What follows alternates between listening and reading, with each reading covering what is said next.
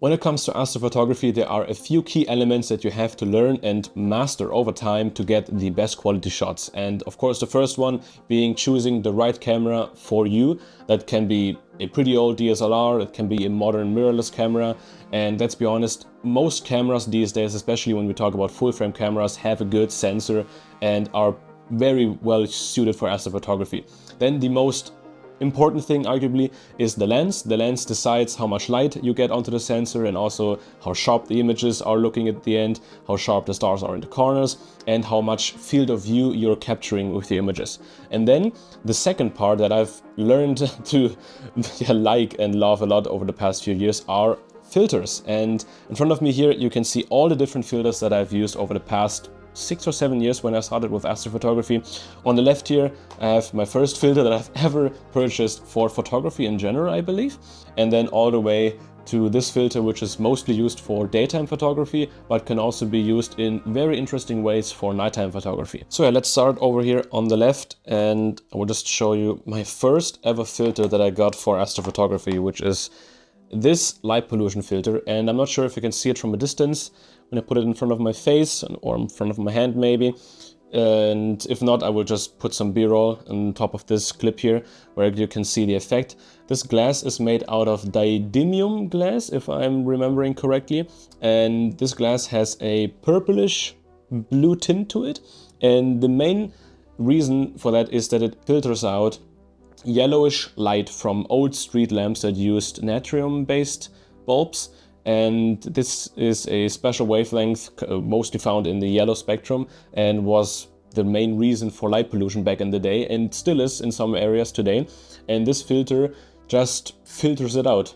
And it's very simple, very easy to use. You just have to screw it on to your lens. I have multiple filters here and they're basically all the same, just from a different company and a different size.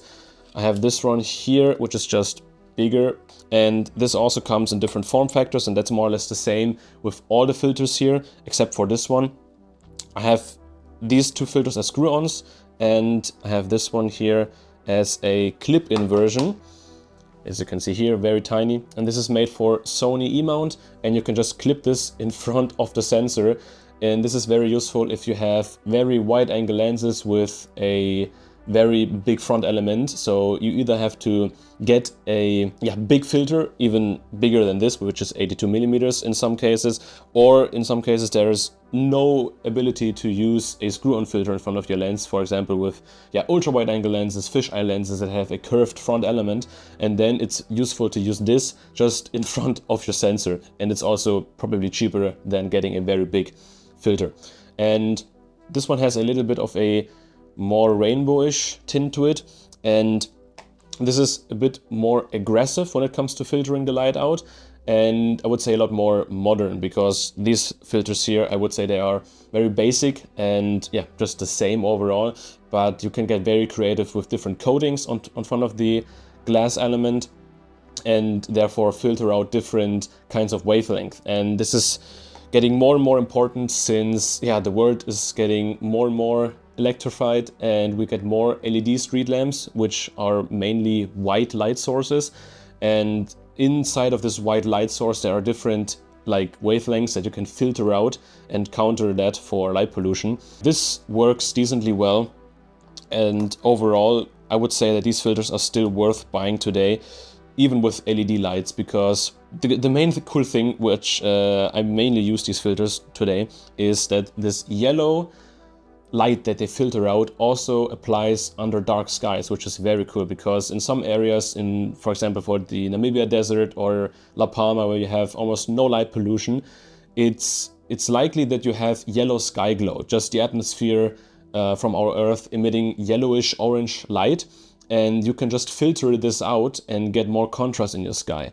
It is worth trying out. I've used this in the past, even under perfect skies, as I mentioned, in Namibia, and I got great results with that. So moving on to the next category, which are narrowband filters, and these are very, very specialized filters, and they're also the most expensive filters on here on the table. I'm not sure if you can see it from a distance again. As the name suggests, they are only letting through a very narrow bandpass of light, in this case 7 nanometers, in the wavelength area of oxygen and hydrogen. So it's a dual narrowband filter, so it lets 2 different wavelengths through. And this is used to capture different kinds of nebulae in the night sky or in the Milky Way in general. Because our universe is made out of different gases, mainly oxygen, hydrogen, and in rare cases sulfur, and many more of course, but these are the main elements that emit light in different conditions and are just beautiful to capture, as you can see in some of these images here.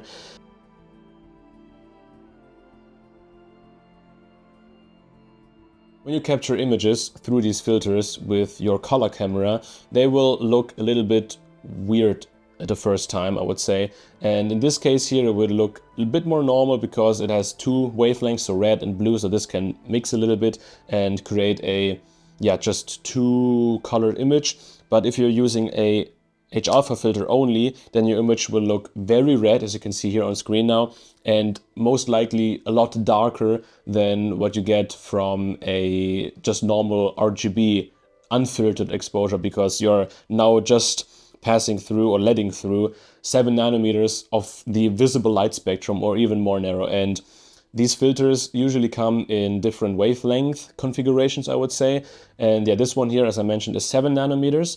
There are different models with 12 nanometers, and they go down even as far as 3 nanometers. And if you go into the very scientific area, I think there are even more narrower filters, but they are not meant for us consumers and normal humans to use.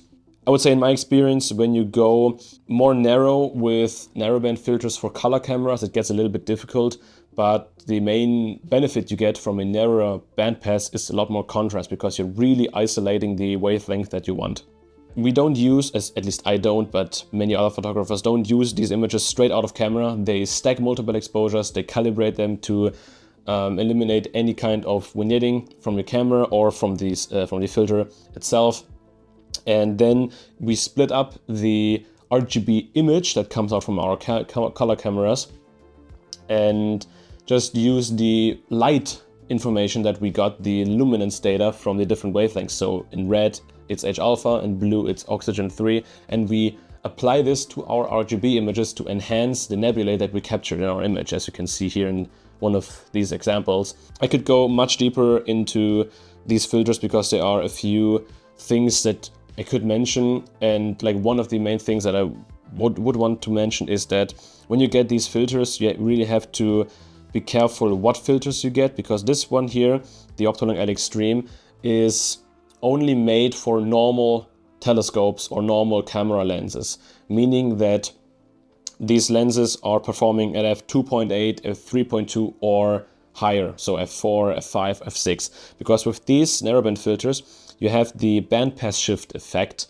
which is quite annoying because these glass elements, I would say, they interact with the light that passes through, and when light hits these glass surfaces on a very steep angle, then the original wavelength of light that it originally was gets shifted and more or less converted, I would say, in a different wavelength of light that is no longer passing through the filter, and then you end up with no signal at all, or just a weaker signal because you're not getting what you wanted. And I really hope that makes sense. If not, then I will try to find a few videos that explain this in a lot more detail, and I will link it up in the corner here. So moving on to my favorite category of filters, which are the star glow filters. And I really have to say, over the past few years, I really learned to love these filters, and I really can't live without them. I can live without light pollution filters, I can forget about narrowband filters, but star glow filters are something that really changed the astrophotography game for me, because it is very simple and you can't even see the effect from a distance. I can see it a little bit when I look through the filter, and you can see it when I show you examples. This is just a diffusion filter, and it's mainly used for daytime photography and videography, where you want to create a misty, dreamy or hazy look, and this filter creates that. And especially around bright light sources of light, be it a lamp or in our case brighter stars, it just creates a glow effect around the stars. It makes these stars brighter, be more colorful, or just enhance the natural color of the star itself, and just just make it more visible. What I like about these filters the most is that they just fill empty space in your images. And what I mean with that is, in a lot of images that you capture, you just focus on the Milky Way. Then you have the Milky Way, which is nice and contrasty, detailed, especially if you are under very dark skies. But then when you move outside of the Milky Way, you just have emptiness. There's just stars. And in some cases, when you use star reduction techniques to further emphasize the Milky Way and make the Milky Way pop out, you lose like just a lot of space, I would say. It's hard to describe, but with these filters, you start to see the bigger stars outside the Milky Way just to glow. You can see star constellations to pop out, especially with the Big Dipper or Cassiopeia. I mean, Cassiopeia is inside the Milky Way, but I think you know what I mean. And it just fills in the empty space around the Milky Way, and it's just a look that I personally love. It's, I would say, mostly based on your personal preference and taste at this point. But for me, I use these filters in all my shots, except for deep sky, because there I want full control and don't have a filter in front of my telescope or my camera where this is not removable. That's also one thing. You can correct the light pollution filter effects, like this purplish tint, to some degree, and make it look like you had no filter installed. But if you use a star glow filter, it is quite hard to get rid of the effect afterwards. And also worth mentioning, these filters come in different strengths, I would say, because this glow effect can be controlled by how strong the filter is, of course. And this one here is the Kenko Pro 1D Pro Soft and Clear in the 82mm screw-on version again.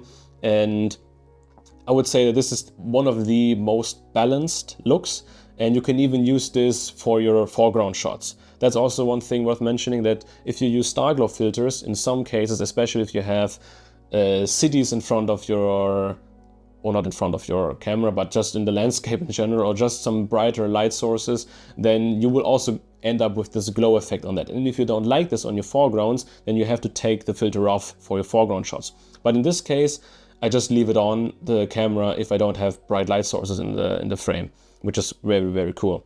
Yeah, this also comes again as a clip-in version, which I use with my Nikon camera. This is the STC Star Mist 1, with the big 1 here on the case.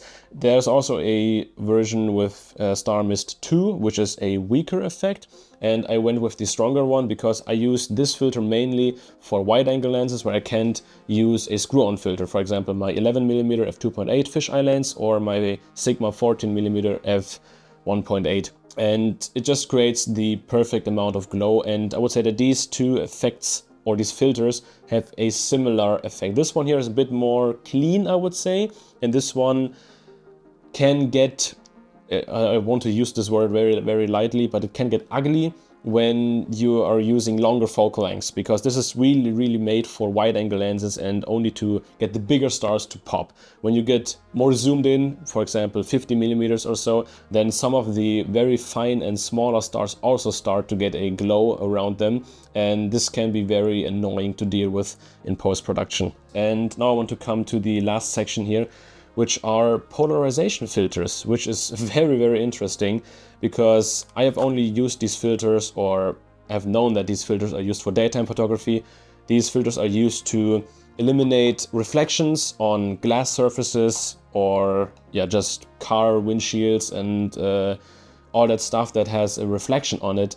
And it's mostly used when they want to get rid of the effect or just enhance colors. For example, in landscape photography, when you are at a waterfall, for example, everything is wet and everything is shiny, you can use this filter to remove this shininess and just reveal the real colors of moss or the stones, leaves and all that stuff, and even look through the water when the surface is flat enough and get a look under the water. This is very cool.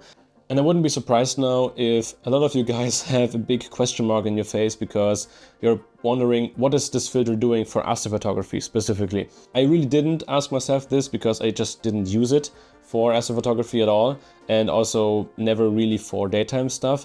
I just knew the effects and what it can produce. But then, like 1.5 years ago, I came across a blog post, and I can link this down in the video description below and also on on the video here, where a guy, I don't remember the name, but you can see it in the blog post, shows the effect of this filter when used for astrophotography when a moon is in the sky. And that's the very interesting thing, because these filters are also used to create more contrast in the sky. Not only for cloudy skies, it's also used for getting more bluish tones, more darker bluish contrasty tones in a clear sky, just blue empty sky.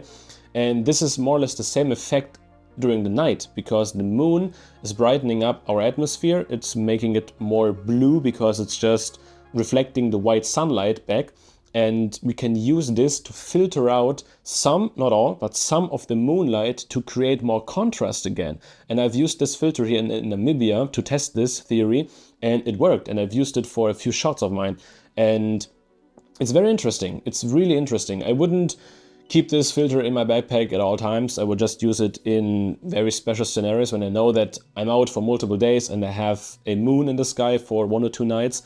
And yeah, then it's really, really useful. Then there's a element that you have to just try and figure out how it works best for you, because this is dependent on the angle where you photograph and where the light comes from. Because when you have the moon in the frame, this won't help at all.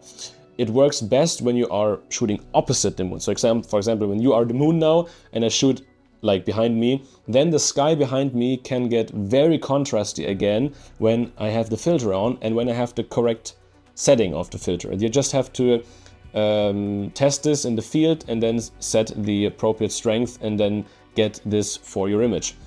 I could talk a lot more about these filters, especially about narrowband filters and how to use these filters, especially with monochrome cameras and yeah, different scenarios and all that stuff.